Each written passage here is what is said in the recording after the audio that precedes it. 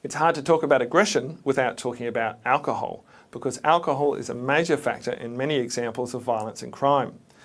Alcohol causes aggression for very different reasons compared to the way that drugs such as methamphetamines and steroids cause aggression.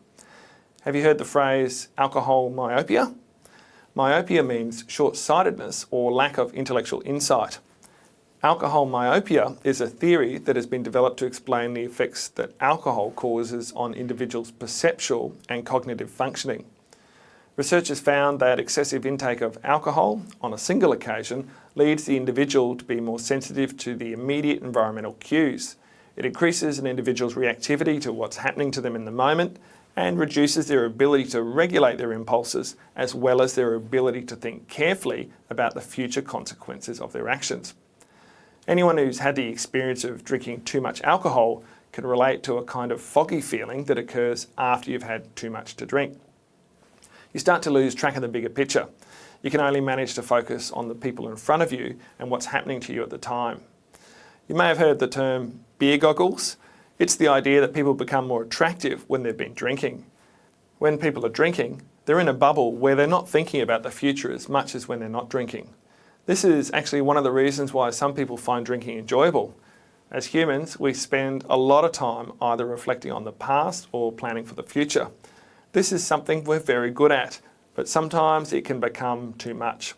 As a result, it can be really difficult for us to think about the here and now. Sometimes we have to do things like meditate and actively think about the here and now to snap ourselves into the moment. Alcohol is actually very good at making people live in the moment, but it can really get them into trouble. When I was a student, I had a friend who used to always procrastinate when he was supposed to be studying for an exam. It was not until the night before he had to sit his exam that he would pull his textbooks out and start studying.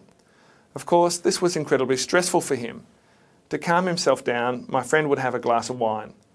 But then he'd have another, and suddenly he'd convince himself that, I don't really need to worry about tomorrow's exam.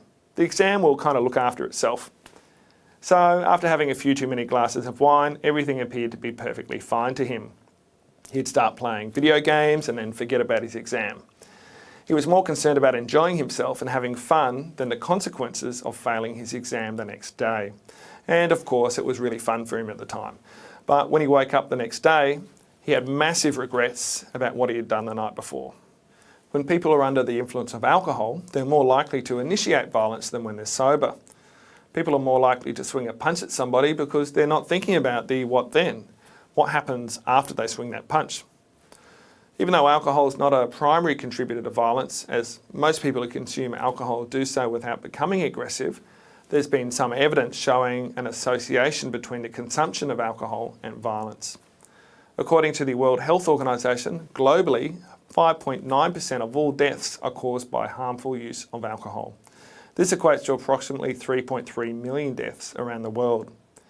In Australia, data collected between the year 2000 and 2006 shows that around 47% of all homicides have been alcohol related, and that deaths involving physical altercations, blunt force injuries and stab wounds have been most frequently associated with alcohol use.